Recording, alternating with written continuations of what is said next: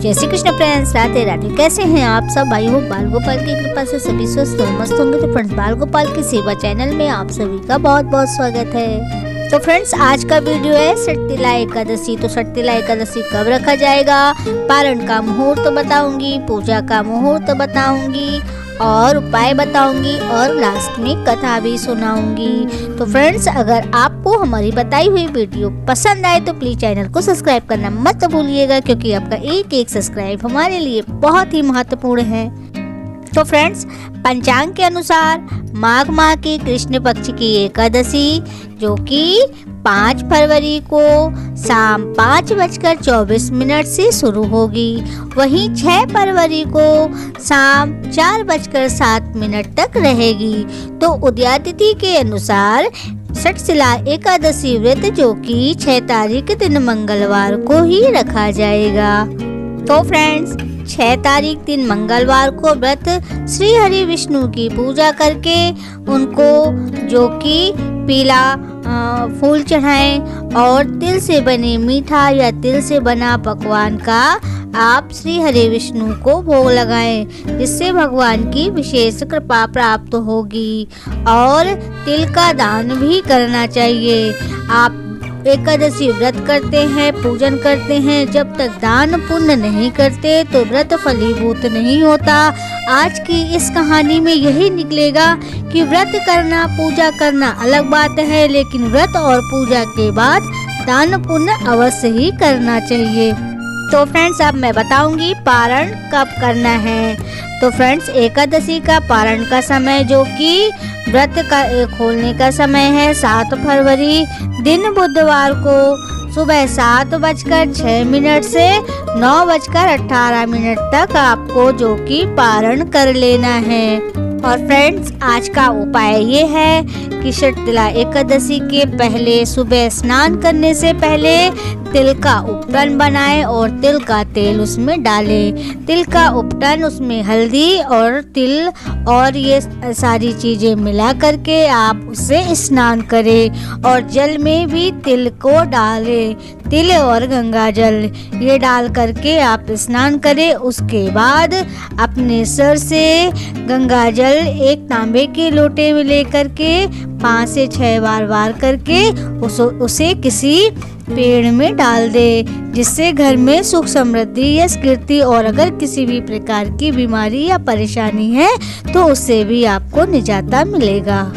तो फ्रेंड्स, अब मैं व्रत कथा सुनाऊंगी। कोई भी व्रत करने से पहले अगर आप कथा नहीं सुनते हैं व्रत के पूजा के बाद तो व्रत अधूरा माना जाता है। उसी तरीके से व्रत समापन के बाद आप पारण करने से पहले अगर आप दान पुण्य नहीं करते तो व्रत अधूरा माना जाता है। तो बोले श्री हरि विष्णु महाराज की जय। तो फ्रेंड्स, कथा कुछ इस प्रकार से है। एक बार नारद मुनि भगवान विष्णु के धाम वैकुंठ लोक पहुँचे और उन्होंने भगवान विष्णु से षटतिला एकादशी के व्रत का महत्व के बारे में पूछा। नारद जी के बार बार आग्रह करने पर भगवान विष्णु ने बताया कि एक गांव था जहां एक ब्राह्मण परिवार रहता था। ब्राह्मण की पत्नी धर्मपरायण थी, पूजा पाठ बहुत करती थी और व्रत वगैरह भी खूब करती थी, मगर कभी किसी को एक दान अन्न दान का नहीं करती थी और सारे एकादशी व्रत करती थी। पूजा पाठ व्रत में उसका इतना मन लगता था कि वह धीरे धीरे बहुत ही कमजोर हो गई। जब वह कमजोर हो गई और भगवान विष्णु को चिंता सताई कि यह मरेगी तो स्वर्ग लोक में क्या खाएगी, क्योंकि कभी इसने किसी को एक भी अन्न का दान नहीं किया है। तब भगवान विष्णु उसके द्वार एक ब्राह्मण का रूप बना करके पहुँचे और भिक्षा मांगी तो उसने एक मिट्टी का डीला उठा करके श्री हरि विष्णु को दे दिया। भगवान उस डीले को लेकर के आ गए। जब उसकी मृत्यु हो गई, जब वह स्वर्ग लोक पहुंची तो उसे वहां पर जो कि खाली झोपड़ी मिली। तब वह भगवान से पूछी कि मैं इतना व्रत करती थी, धर्म परायण थी, मैं इतना पूजा पाठ करती थी, मगर मुझे खाली झोपड़ी क्यों मिली, उसमें अन्न का एक भी दाना नहीं है, मैं अपना जीवन यापन कैसे करूँगी।